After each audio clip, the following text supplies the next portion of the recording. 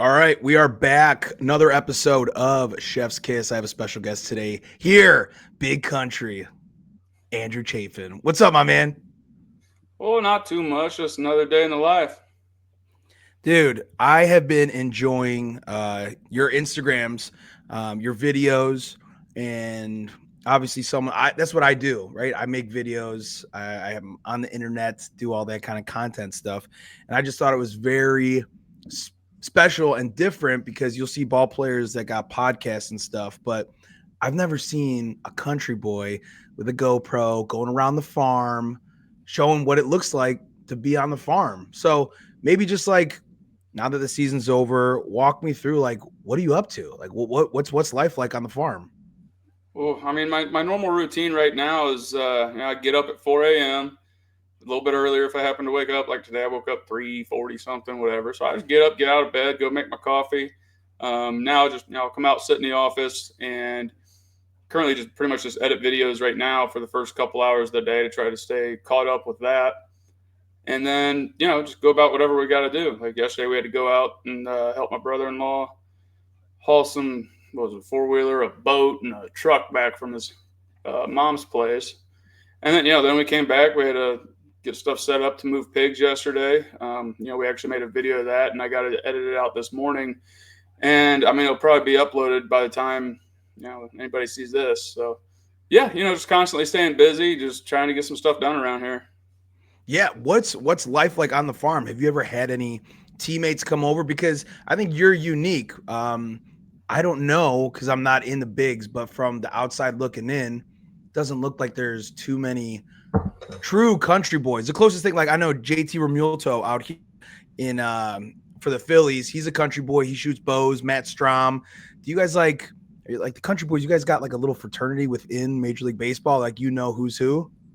Well, now I've been starting to get around for the last handful of years and meeting more guys. There's a lot more country guys out there than most people probably realize. I'm not very much of an expert on the other sports, but if I had to bet, I say we lead the league in rednecks. Yeah, definitely. I don't see NBA and not so much football, I would say. Um, so what's I know you're a free agent right now, right? What maybe we just talk about this. Like what does life look like right now? Obviously, postseason's going on during the ALCS, NLCS. What does life look like as a free agent going into a new season? I mean, for me personally, it's a matter of go home, enjoy my time with my family, my kids. Just soak all that in, take it up, take it as much of advantage as I can, and don't worry about the baseball side of things. The phone calls will come when they're going to come, and so there's no point in sitting there and waiting and getting anxious and thinking, oh, I can't wait till something happens. Can't wait till something happens. You're going to drive yourself nuts. And being a left-handed reliever or just a reliever in general, we're like the last ones off the board usually. So like for me, I don't even get excited until February 10th. Mm, You know what I mean? Like report date's usually like the 14th or something. And I want to say 3 out of the last 5 years I showed up after camp started because of the timeline of contract negotiations. And I mean, for me, it's a matter of, it's not like there's like going back and forth a whole bunch trying to iron out all these little details. Like, relatively speaking, I'm cheap. Like, so it's just a matter of making me a respectful offer. I'm probably gonna say yes. yeah, Like yeah. I don't have 1,000 choices, or I don't have 30 choices. Like, I feel like a lot of folks probably think that. It's you just kind of sit there until they pick you, really. Okay. And your shirt, eat happy, not healthy. So I know you're a big Bush Light guy. Well, you got the fridge next door to your locker. You like to drink beer, have some tobacco here and there. Um, like you on a specific regiment, diet, anything like that, or because from the outside looking in, it just looks like you are a very talented athlete who's just like, I'm just gonna show up and throw the ball hard as shit. Well, not just throw it, but like you got a nice slider. Like what are you? Is that like something very important to you, or it just really doesn't affect your play? Yeah, I mean, it's one of those things. It's a very individual basis on the, the athlete's needs. For me, I show up, I pitch, I go home. And in regards to my dietary, I don't know, way I go about handling what I eat. I eat when I'm hungry, and I eat Yeah. what looks yummy. Now, Yeah. I don't go out and eat McDonald's all the time. Like a lot of steaks and taters, and just the simple good foods. But also, don't be afraid to have a greasy ass cheeseburger whenever you want it, because like my whole philosophy with the eat happy, not healthy is eat something that makes your mind happy, and it doesn't completely, don't like sit there and eat marshmallows all day. But when you get your mind right, you take a big fat bite of a juicy cheeseburger, and like you're like just like, oh, that's so good. And then you get that sense of happiness up here, which I then feel like translates through the rest of your day, your body, your everything, because you get your mind right and you get it happy, Yeah. you're gonna feel better. And you might not physically feel better, but like you're gonna be happier. And that's gonna, help ease some of the stresses and some of the daily BS we deal with. Right. So You yeah, seem like I'm a not saying like with this, I'm not saying go eat fast food all the time. It's just don't be like, oh, I can't have carbs today because my dietitian said if I do, I'm gonna pull a muscle. No, you're not. That's yeah. my thought. But like I said, to each his own. Everybody's their own person and their own whatever. I imagine living on a farm, taking care of a farm is enough to keep somebody in shape because of the physical demand. How true is that?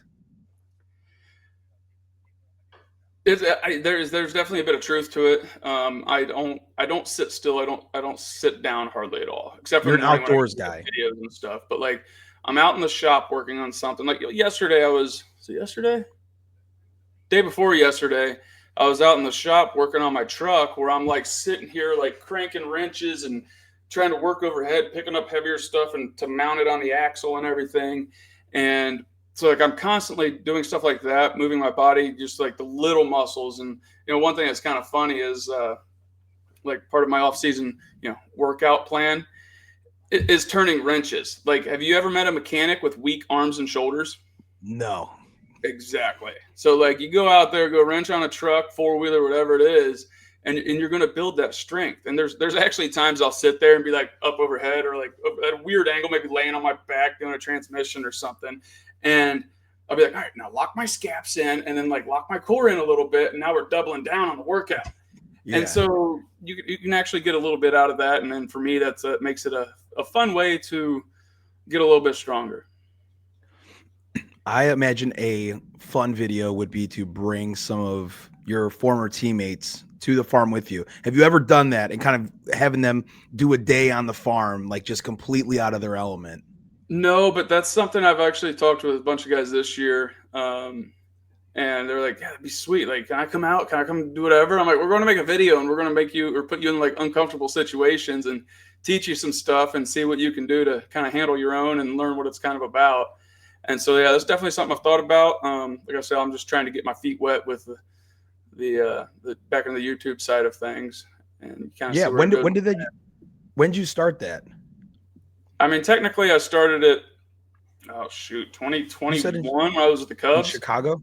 Yeah, and then I think I got traded, and then it kind of fell apart, and got home that off season, and I spend 8 months out of the year thinking what I'm going to do for the 3 months when I'm home, and you just kind of you just feel like you're going to run out of time. There's that bit of anxiety where especially being on the farm, like I got 12 months worth of work to do in 3-4 months, and so it just makes it tough to find the time or make the time to be able to sit down at a computer for 3 hours when like my playground's right outside that door. That's where I'd love to be. Mm-hmm. So yeah, it was just kind of tough for me to keep it going then. But I kind of feel like given where I'm at in my career now, I think it's a good idea to go ahead and start pushing this again, and then just kind of bite the bullet on it's not wasted time, but I think it can have some benefits in the long run and create something on here that's enjoyable for many people. I think you are on the right track. I'll be honest. That's why I was excited to talk to you. I think you're a very interesting, not character, but just individual. I think they would be a lot of people relatable. You are a relatable kind of guy. You know what I mean? You're not Mm-hmm. in suits and I'm on the TB12 diet. You're a normal dude. You're a dude. Well, I always like to say I'm an asshole just like everybody else. Yeah. You know what I mean? Like I'm nothing special. I just happen to be good at standing on a pile of dirt and throwing a piece of leather. Oh, I like that. I'm gonna quote that up. I like that. Standing on a pile of what'd you say? A pile of dirt on top of Yes, and chucking some standing on a leather. pile of dirt, throwing a piece of leather. I like that. You you seem like you're pretty funny. I would imagine you're more one of the entertaining guys in the clubhouse. You got you a prank guy? You guys you pull pranks at all? Oh, pranks! I thought you said print, and I'm like, I got a Oh, printer right there, but yeah. no No. pranks. I don't like pranking people, messing with people because I don't want to be messed with, and I'm a big Okay. believer in treating everybody else like you want to be treated. So I just kind of go about myself, and I'll make my jokes when they happen. I got 3 kids, so the dad jokes are usually on par. Mhm. The obviously the big country persona comes from obviously who you are. When did that start? Did you start that? Did someone give that to you? I can't tell you exactly when it started, but I remember when I was sitting there. Let's see, what was that? Is that the Instagram account? Hmm. Yeah. Okay, it was me and Archie Bradley in 2011 sitting at an airport in, oh shoot, I don't know, some tiny little airport way up out west. And he was all big into, or still is, into all the social media stuff. And he's like, "You need to get this, you need to do this." And I'm just like, "All right, fine." I'm like, "What should my name be on there?" And he's like, "Big Country." I'm like, "Okay, Yeah. cool." I type it in, it's like unavailable. All right, well, I'll just add some numbers behind it and call it good. And then it Yeah. worked. And so yeah, I kind of just stuck with that and went with it. You talk about Archie Bradley being one of your teammates. Curious to know, like, as you were coming up, maybe some guys who were kind of influential to you, maybe some guys that kind of showed you what it means to be a big leaguer, that kind of helped develop you, if that makes sense. Hmm. I'm not certain. I get this question enough. I should know an answer to it. But like I said, I'm one to show up, do the best I can at my job, and go home on the daily basis. And I don't really think about anything. Like, when I start thinking about pitching or trying to do things a certain way, I kind of suck. So Hmm. when I just go out there and essentially, close my eyes, throw the shit out of it, and hope for the best, then that's when I seem to have more success. And Okay. it's one of those phrases like, I think I made a post at one point and I said something about just hope for the best kind of thing. And then I think somebody made a comment along the lines of like, you should do more than just hope, blah blah blah. Like, don't just hope it works. Well, it's like, no, I'm not actually just hoping it works. I know exactly what I'm trying to do in the exact moment, how I want to do it, but it's just the simplification of the process that makes it easier for me. So when I say it like that to myself, that's what works for me to be able to most effectively go out and do my job. Does coming home and working on the phone, being with your family, doing something completely different than pitching in the majors, does that kind of like help you decompress and almost like reset and kind of get back to like default settings almost as opposed to constantly because you're pitching every single day in the majors with your teammates. I imagine that kind of helps you mentally, being at home doing the things that like you've pretty much you love. I mean, yeah, I mean, coming home definitely helps. That's like the ultimate reset button. But the biggest thing for me comes on the every day. Every single day that you leave the clubhouse or you leave the field, you need to leave work at work, in my opinion. And I've been one, like, the way I separate my work mental bullshit from my off the field bullshit is I've had so many different hobbies, like I don't even know, it'd take me a minute to list them all, kind of thing. And but yeah, no, for me it's all about creating the mental separation because obviously what we do out there is a super.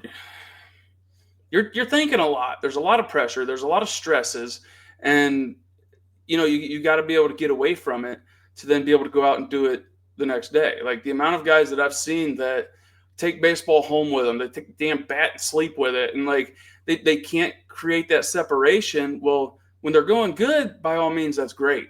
But when you're on the struggle bus and you're taking that home with you, then you're not sleeping at night. You're not getting ready for the next day. You're just sitting there grinding yourself mentally and beating yourself up over something you have no control over anymore right now, especially right then anyways. Mhm. So it's, in my opinion, nothing but a negative thing at that point. But I mean, it's one of those things also, like some guys, that's how they have to do it. They have to be constantly locked in, and that's what works for them. But for me, and well, I can mainly speak on behalf of like just relievers and bullpen guys or whatever. But like you got to be able to just check out, get away from it, and then check in when you need to. Yeah. Are you a golfer? No, but I like to think I'm really good for somebody that plays once every 2 years. Okay. All right. I know especially a lot of pitchers, off days, stuff like that, like to golf. So that's a reason why I ask. You said you have a lot of hobbies. You're like, I could list so many of them.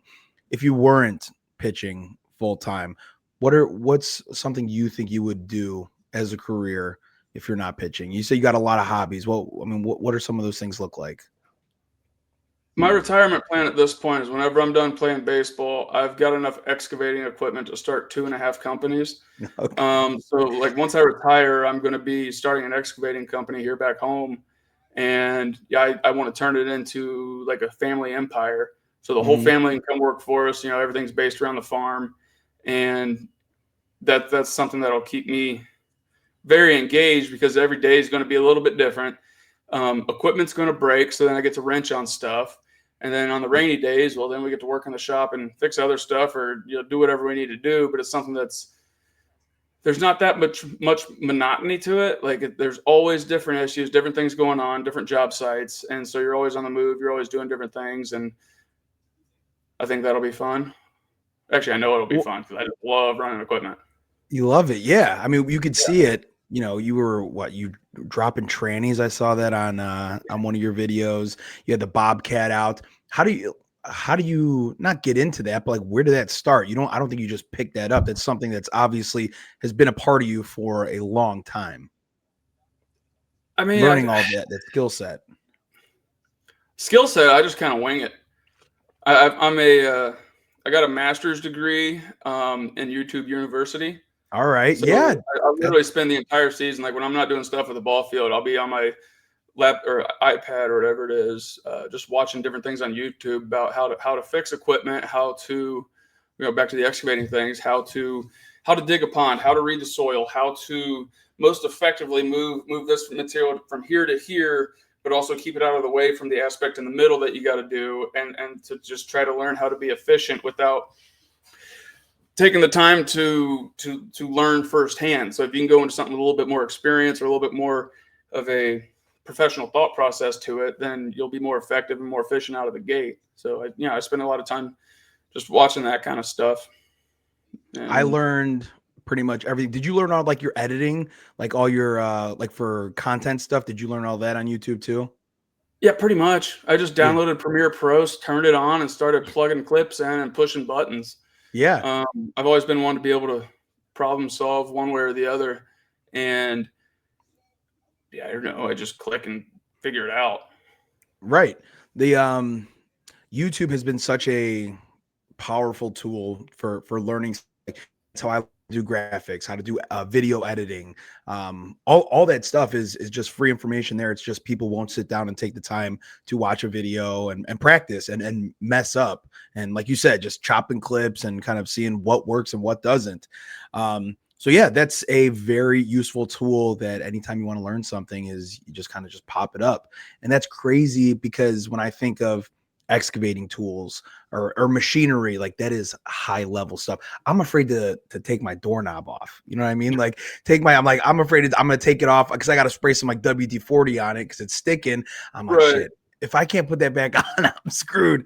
I'm not like, very handy. So yeah, to learn at that high level is crazy. Well, I mean, I feel like the biggest thing is people's fear of failure with that. Like, Sure. it's like, I'm afraid to screw it up. I'm not going to take the chance to do it. Well, Mhm. then you're never going to get better. You're never going to grow as a person. And that kind of shit translates to the rest of your lifestyle. So, like, Mhm.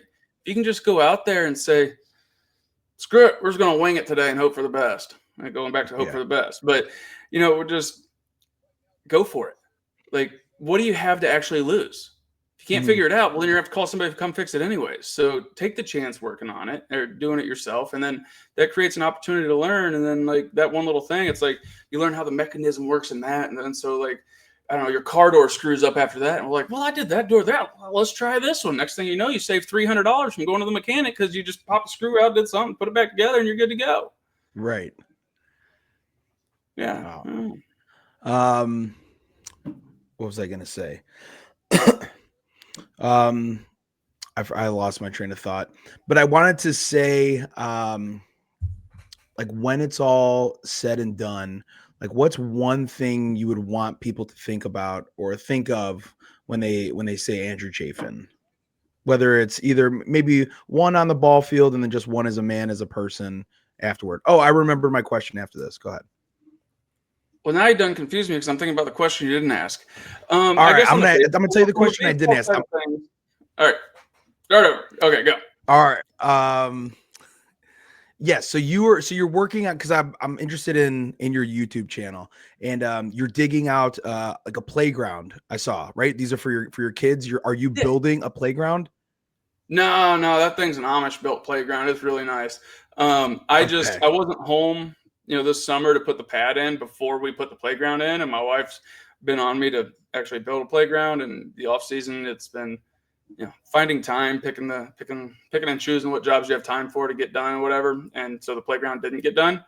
And so I guess this summer she finally decided to. Well, I basically told her to just go buy a playground, have them come set it up, and we'll figure it out later. Just to give a kid's place, run out in the backyard. My wife can sit on the porch, read a book, or whatever, while they're just out there, burning off energy. But yeah, no, we wanted to put the base under it, something a little more forgiving than just grass and dirt. So I put a little Yeah. bunch of rocks in there. It's about Oh. I don't know, anywhere from about yay big, yay deep of like a pea gravel kind of thing. So you hit the ground, it's got a little bit of give, and Mm. also we don't have to weed eat around it no more. You can Okay. just drive around the whole outside edge with a mower, and then you're done. So that there's the maintenance factor that'll then save 10 minutes of work every time we weed eat for the rest of forever. So that should Right. pay itself off in the end. What else you got going on around the house? Obviously, the playground is one of those. What other projects? Oof. All right. Well, we got like a tunnel coming out of the basement of the house, and I need to build the railings for that, which is going to be an episode. Wait, you have a tunnel that you're building under your house? Well, the house was built last year or finished last year before that, whenever it was. Yeah, like instead of having like a walkout basement, like Mhm. the last house we had, like the whole back of the house like went down to the basement level, and you just walk right out of the basement to the patio. And with this house, I wanted everything on like the first floor, and then we just got the basement. But I wanted to be able to get big stuff in and out of the basement. So I was like, we'll just put a tunnel coming out that just daylights out into the edge of the field or hillside there. And now we can bring big stuff in. Like it was a Saturday, I had some cabinetry built for my gun vault, and we are bringing it in. I literally hooked up to the dude's trailer, drove it around the yard, backed it up to the thing, and we were able to just open the door right onto the concrete and then use the dolly and wheel the stuff right in, as opposed to going around the house, down a hill, or whatever, or carrying that stuff down steps, because that I hate moving furniture. I'm sure everybody does. Yeah. Yeah, So, so gun vault. Tell me about that. What are you shooting? whatever I want. Yeah. Yeah, I think I'm not certain I want to go divulging all that information Yeah, quite yet. that's fine. No worries. Yeah. I just had to ask because you said gun vault, and Yo, I mean, I got like the big Fort Knox looking, like big green, like massive bank vault looking door, and yeah, about what you'd expect a gun vault to be. So sure. I don't think we need to go into too much detail about that yet. We might Yeah. make a video Mhm. about it on down the road, but I'm still up in the air on that one. Okay. Um, Now, obviously, I saw some kid interviewed you, and you're like, he was like, the best part of living on a farm. You're like, well, I could step out of my porch and piss in any direction, and nobody will say anything.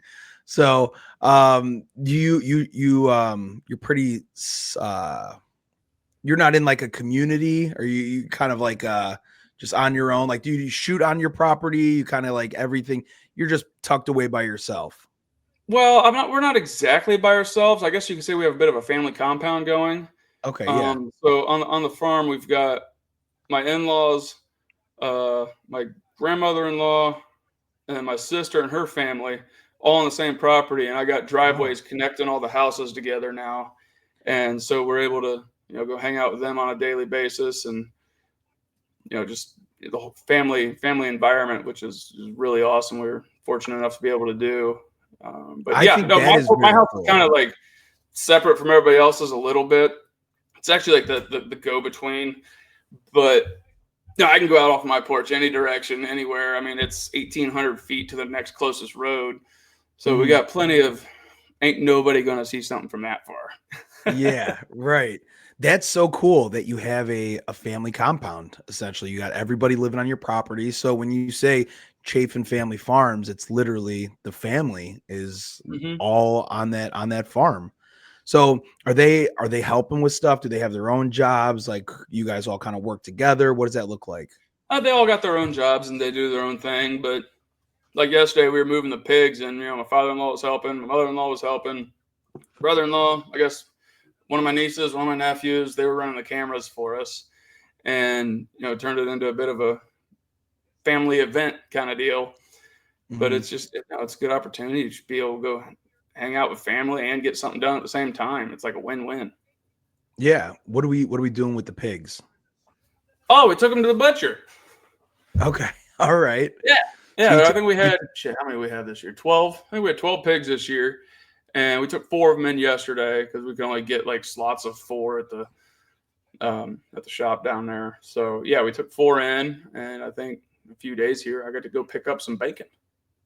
Nice. Now, when you take deer in, you can get it like steaks, you can get ground, you get sausages. Like, did you choose? Like, is it just like I just want bacon, or are you getting like Well, no, certain? I mean we get every bit of the pig back. Like you get your pork chops, your sausages, and we get a few different kinds of salt, like breakfast links, and then just like your 1 pound little bags of like the salt and pepper, and like just very simple. But like the place that we go to, I think it's called Don's Custom Meats. They do an absolutely fantastic job. Some of I'll guarantee it's the best bacon you've ever had.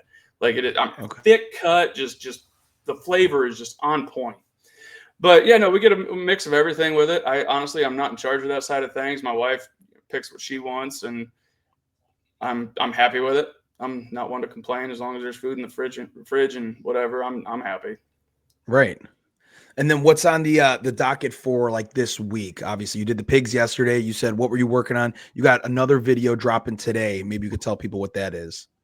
Well, the video today is going to be the doing the pigs and stuff. Yesterday, we had to build a ramp for the pigs to be able to get up into the trailer. We did that at dark 30 yesterday morning. Then I had to go help my brother-in-law move some stuff from his mom's house to his place, and then we came back and started loading pigs and fighting with them. We almost had one get out and take off running across the pasture, which that would have been miserable. But luckily, I was able to like jump over about everybody in front of me, and I got in front of the pig, got it turned around, and back into the barn. But we actually I had my niece and nephew. They both had different cameras, and I got them synced up, and so it's like you see the view from this way and then the view from that way. And I think this one Yeah. actually turned out a little bit more exciting than my last few videos. But you got to learn and figure that stuff out as you go. But yeah, that's what that one is going to be today. And then I've got, let's see, I don't know what I'm going to do next, but I think the next one I'm going to post is some bulldozer work out in the woods. Hmm. I had started editing it out until I decided, like, we're going to do the pigs because it's a farm channel and we don't do much farming yet. Hmm. So figure I wanted to get some of that incorporated in. And then let's see, the next one after that's going to be I put airbags or airbag like leaf spring things on my 450. And so I made a video about putting that on there to help offset the weight of my toy hauler on the back. And have to check out that video, and then you'll know why. Oh, all right. There Um, you go. yeah. And then after that, I think we're going to be. I got a lot of dirt to move. I got to kind of prepping to build a pond back behind the warehouse, and I need to backfill some other areas. So I'm just going to start digging holes back, or digging a big hole back there, and bringing the dirt up. Um, which it's probably not going to be the most exciting video. I'm still trying to figure out the best way to go about doing that stuff. Mm-hmm. But we're going to figure it out one way or the other. And so yeah, we'll be doing that. I got a big 55,000 pound excavator and one of those, those big like articulating dump trucks you see on the side of the highway, like the big yellow ones. Yeah. Yeah, I got one of those. Okay. So I got piles of equipment, like I said, and yeah, so I'm just kind of doing the work for myself, trying to get stuff done for me. But as I do it, I'm kind of taking note of how long it takes me to do my job, and then I'll know the hourlies for when I gotta start actually charging people for it, so I can be able to go out there and more accurately quote a job and not screw myself or the client over. Right. And so yeah, I take all those opportunities as a chance to learn and not be scared of mistakes. Yeah. So when do you think that's going to become not a reality, but like the excavating business? When are you trying to like launch that? Um Near future, what does that look like in Well, your mind? hopefully not for a couple years, because it's kind of hard to run an excavating company when you're playing baseball. Right. Um, but basically, I'm going to play as long as I can, I think. And once they won't pay me no more to throw a baseball, I'll fire up the excavating equipment and go to work. Okay. Um, and that was the question I was going to ask before. When people think of Andrew Chafin, what do you want them to think of? And you can go one for baseball as your career, and then one just as a man. I mean, for the baseball side of things, I hope somebody sees a guy that goes out there and just gives it his all every single time he gets a chance to step on that mound. Like never holds anything back, doesn't play scared, just goes hard and gives it everything he's got every time he goes. I think that's something that's a respectable trait. And effort level is one of those things. It's like doesn't matter how good you are, how bad you are, your 100% effort is 100% effort, and nobody can take that away from you. So yeah, it's like I left every time I go out, I leave everything I've got on the mound that day. Like it just completely just blow my load and go for it. Yeah. I don't know. I don't really know a better way to say that. So yeah, Yeah. whatever. No, it's better than yeah. You Yeah, could have said it worse ways. Yeah. I don't know. But anyways, and then like off the field, I want to be a good dad. I want everybody to look at me and be like, he's a good dad. He's a good husband. He takes care of his people, and when he's able, he helps others. But Mhm. for me, like I don't know, some folks might see it as being a little selfish, but my goal in life or my purpose in life at this point is to provide for my family the best that I can, and that's what I try to do as much as I can every day. Yeah, back to what you said about effort. Effort's one of the only things you can control, right? Hmm. Putting forth your effort, and then obviously, yeah, being a good father and a good dad is basically the most important thing you can do as a man. I'm a father. I got three kids under 2.5 years old, so I got a daughter who's like 2.5, and then I had twins. Yeah, Oof. so signed up for two and got three. But I got twin boys. My mom's a twin. So when we were having our first one, we're like, oh, maybe we'll have twin boys. Then we had a girl. We're like, oh, okay, awesome. And then we want to try for another one. Didn't even cross my mind. And the lady's like, are you seeing what I'm seeing? And I'm like, oh shit. Oh, no way. No way.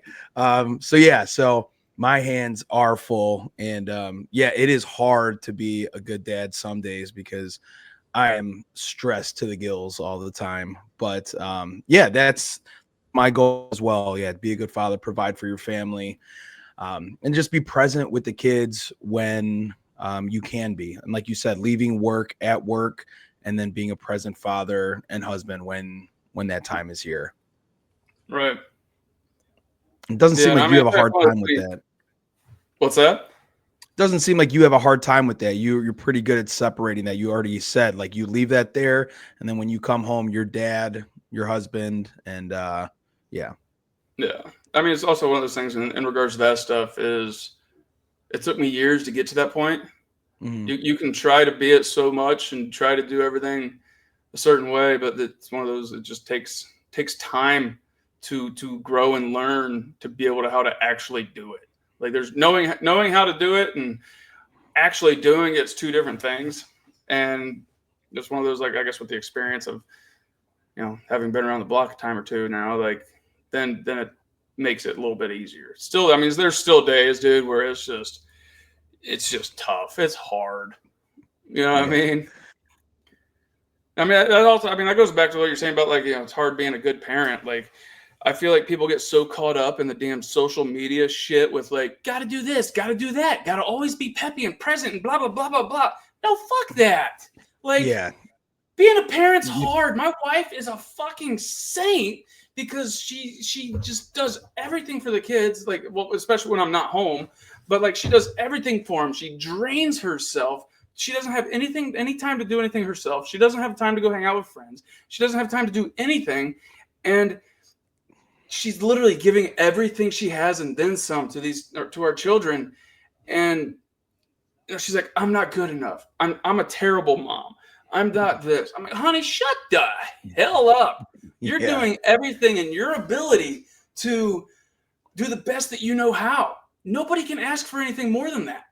Right. And people get, like I said, people get caught up in the whole like the right way to do things. No, do the best you can with what you've got while you've got it, because you don't know how long it's going to last. And Right. And sometimes you got to do yeah, just what's easiest at the time, right? Like my wife is really big into like feeding the kids good foods, right? Like she scans all the foods, making sure everything doesn't have harmful chemicals, which is really messed up that we have to do that in right. our country, that there's cancer causing chemicals in our food. And I'm like, I'm at the point where I'm like, I ingested everything already, so I'm a lost cause, but I Yeah, understand I'm y'all already do. screwed. Yeah, like, I was raised on Pop Tarts and corn dogs, so I mean, Yeah. I'm screwed. But yeah, like some, like you said, like when they're drained, it's like some days it's like, baby, just put the nuggets in, just give them nuggets. Like this is like we're at our wits end right now. We need to take care of ourselves so we can take care of everybody else. Because if you don't, everything else will fall apart. Right. Well, it's funny you say something about the Nuggets. Or we had like yesterday was a good bit draining for all of us. I was helping with the pigs and helped my brother-in-law, and then my wife went and helped her brother unload a trailer. He's moving to a different house or whatever, so she was helping with that. And so she gets back from that, and we just finished up the pigs. We're all tired as hell. It's way later than we normally eat dinner, and we go back, and I'm like, "What's for dinner, honey?" And she's like, "I don't know."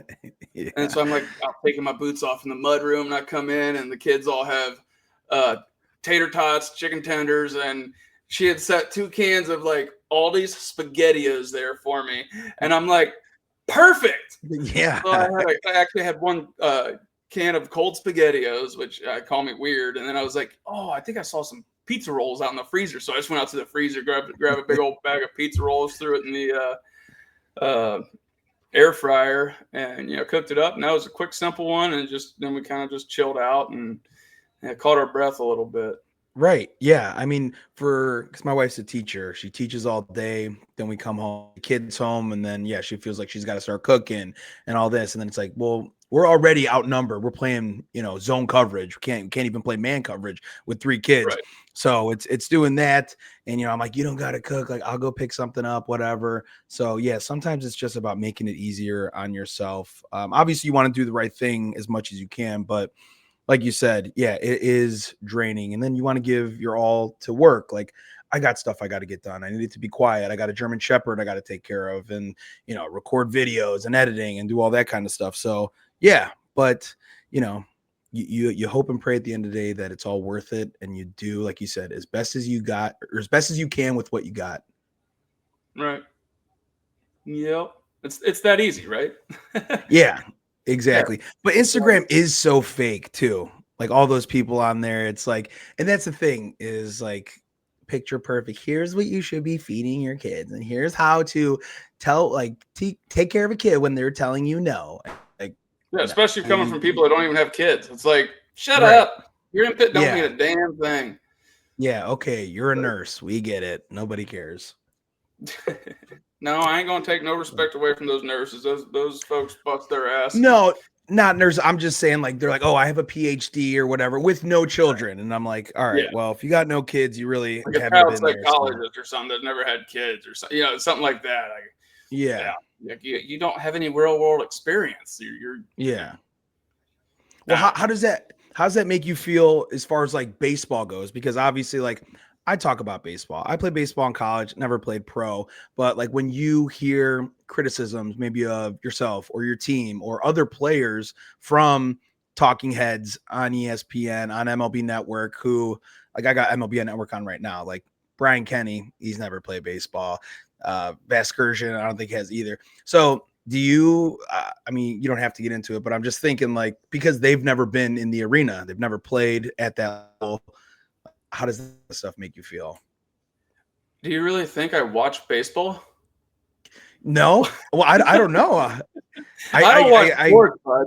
I no, don't watch any. No, I've never no been a fan football, of no being baseball. a fan.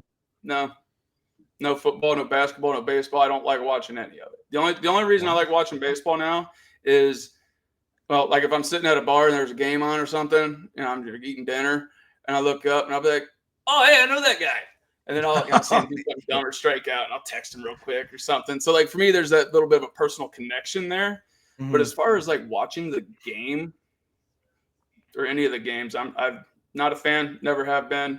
I don't give a shit what the hell anybody says on TV about me. Yeah, that's crazy. I mean, not crazy, but it's just because you would imagine, I guess, not that you have to be a baseball fan or that like you're locked in. But yeah, like you have no interest. I mean, playoffs are going on right now. I was watching an NLCS game last night. But yeah, just no interest. And I know that's your life. So you got enough of that during the season and all that stuff. Just kind of step away and don't need to watch it. Yeah, no. Well, it's one of those things like the average person doesn't quite have any idea how our side of things works, to be honest. And like, oh, you don't like watching baseball? And I'm like, well, what do you do for a living? Oh, well, I'm an accountant. Oh, you want to go home and watch somebody be an accountant? Well, no, that's stupid. Well, there you go. And then they're all just like, oh, that makes sense. Yeah. Nobody thinks Yeah. about it from that perspective. And it's one of those things that always kind of makes me laugh a little bit. It's Right. just, so we're in a whole different world doing that stuff. And we're very lucky. What is what's like one of the most fun times you've had while playing baseball? Where you're just like euphoric, you're having time of your life. I mean, the first season that comes to mind is when I was in Chicago with the Cubs. It's arguably the best year of my career so far. And Cubs fans, like, they're the best. There's no comparison. Yeah, they know the game. They like you go to a game at Wrigley and it's like they don't have all the bullshit. Cheer now, clap now, get excited. Like, somebody got hurt, shut the hell up or whatever. Mhm. Like the fans know the game. They have the feel for it. Like I always remember like one of the first times I was there as a Cub, and it's like a huge ass moment coming up, and like there's not all the extra flashy light bullshit. It's the love of the game and the energy of the environment that just it takes that place to another level, and it's just something that's so fun, and you just kind of feel it down deep. Mhm. You would say Wrigley because my unbiased opinion, being born and raised in Chicago, I think Wrigley Field is the best stadium, best environment in baseball. I lived on the corner of Sheffield and Addison. That's why my handle is Sheffield Shuffler, because I lived there right after college, and I'd come home drunk after the bars at Sluggers, and my buddies would go, "There he is, shuffling home, the Sheffield Shuffler." So then I use that as my Instagram handle. I'm like, yeah, that's me. I'm the Sheffield Shuffler. It's fantastic. So Yeah, I love Wrigleyville. I love Chicago. I think it's the most beautiful city. I think it's very well manicured. Obviously, there's cons to it as well. But obviously, you've played in Arizona, you played in Detroit. Sounds like Chicago's kind of got a little bit of special place in your heart. Mainly because of the fans. Okay. Only because of the fans. I hate all cities Okay. equally. Right. Yeah. I don't like cities. There are too many dang people, Yep. not enough room to go play, and yeah, I just it's not for me. But I'm happy other people like living in the cities because that means less people trying to live out by me. I like Right. my quiet, my this is my place, my space, and just don't bother me. I won't bother you, and we can go about our merry way. Yeah. Well, you said Cubs fans are very smart. Did you have like a specific interaction or like what made you come to that conclusion where it's like Cubs fans are good fans of baseball? I mean, one of the biggest things for me was I had a I had a rough outing at one point. Don't remember the exact details of it, but I gave it up or whatever. And I'm walking off the field, and normally like your fans are booing you. They're yelling at you. They hate you in that moment. I remember walking off, and I don't know who it was. Some fan. He's like, "Don't worry, Chafin. You got this tomorrow. We still love you." And like that, I tell that story to people, and it's just like that kind of stuck with me, and that kind of it could have just been that individual being that way, but it kind of just felt like it was that feeling with everybody in Chicago there in that regard. But yeah, that kind of one moment, it's like, wow, nice. Yeah. That kind of just I set it apart for me in my mind. Coming from Chicago to Philly now, I see them as very different fan bases. Philly will boo you. They'll get on your ass real quick. Chicago, I've lived there my entire life, the last whatever 32 years before moving here. I've never heard Wrigley boo players, and the Cubs were very bad for majority of my life. They've been bad, but every day, Fridays at 102, 44,000 people will be there cheering, drinking, having a great time, and cheering on their team. And that's one thing when you talk about fan bases, I'm always like, Wrigley, I've never heard them boo. I've been to countless Cubs games in my life, and it has always been very positive. Right. Yeah, it's like everybody's there to have a good time, to have fun, watch some baseball, get drunk, and eat hot dogs. Like Yep. they're just there to enjoy it and have fun. Whereas you go to Philly, I mean they're towards the bottom of the Animals. list on my list. They're no, I'm not a Yeah. huge fan. Now, if you're one of the Not good too ones, many. don't take offense to this, but like there's enough people to ruin it for me for the rest. Sure, but they Yeah. take pride in that. They take pride in being the assholes, the dirt bags. You know what I mean? Like it's a badge of honor for them, honestly. You ask Hey, any whatever of floats their boat. To each his own. mm, Just yeah. Good luck with that one. um Andrew, any last comments you want to leave? I want to obviously plug your YouTube channel. Let people know where they can find you. And then just like any last remarks you wanna leave the people? Oh man, I don't know. I guess the first thing, like, you gotta throw some of the merchandise stuff out there. Yeah. I get people ask me all the Yes. time about these hats, Mhm. and they're my Chafin Family Farms hats. I don't know if you can read that forwards or backwards on your screen, Yeah. but you get the idea. Yeah, it's this little tractor and cow instead of the baseball logo because Instead of the ball, this stuff's attention to more fun than playing detail. ball.